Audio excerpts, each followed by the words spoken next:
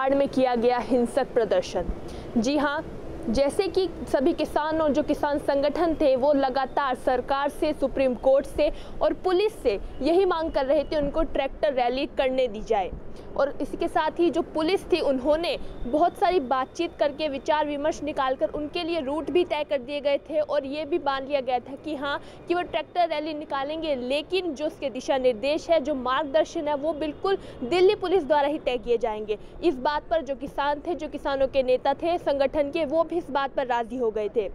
लेकिन जब tractor rally निकाली गई तो कुछ और ही सामने आया। ट्रैक्टर रैली ने अचानक से एक हिंसक रूप धारण कर लिया।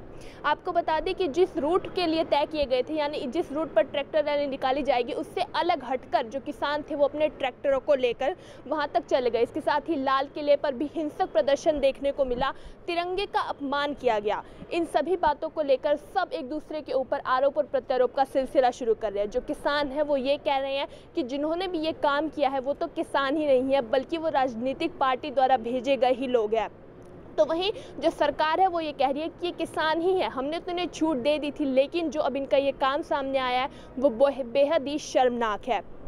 ऐसी स्थिति में जो किसान संगठन के नेता हैं उन्होंने पूरी तरह से इस बात से पल्ला झाड़ लिया है कि ये लोग किसान नहीं हो सकते हैं। उन्होंने तो जो तय रूट था उसी पर ही अपनी ट्रैक्टर रैली निकाली है। लेकिन जो सरकार, जो विपक्ष है, विपक्ष का ये कहना है कि जो विपक्ष भी यही मान रही है कि वो लोग किसान नहीं है, सरकार की ही कोई साजिश थी कि इस आंदोलन को जल्द से जल्द खत्म किया जा सके। आपको बता दें कि पूरे जो भी गहमा गहमी चली उसके बीच में एक अफवाह भी उड़ी थी कि जो एक किसान है उसकी मौत हो गई थी और गोली मारकर दिल्ली पुलिस ने उसकी हत्या की थी, लेकिन ये बात सच नहीं थी। बाद में ये बात सामने आई थी कि उस किसान की मौत ट्रैक्टर पलटने से हुई थी। जैसे ये बात सामने, उसको लेकर दिल्ली पुलिस पर काफ़ी सारे आरोप लगने शुरू हो गए थे, लेकिन दिल्ली पुलिस ने यहाँ तक कि उन पर आंसू गैस के गोले छोड़े, लेकिन उसके बावजूद भी जो किसान थे वो नहीं माने। उन्होंने काफ़ी सारे पुलिसकर्मियों पर जानलेवा हमले भी किए।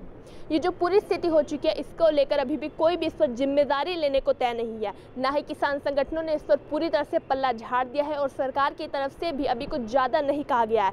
तो आखिर जो तिरंगे का अपमान किया गया, लोकतंत्र की आड़ में जो इस तरह का हिंसक प्रदर्शन किया गया, आखिर इसकी जिम्मेदारी कौन लेगा?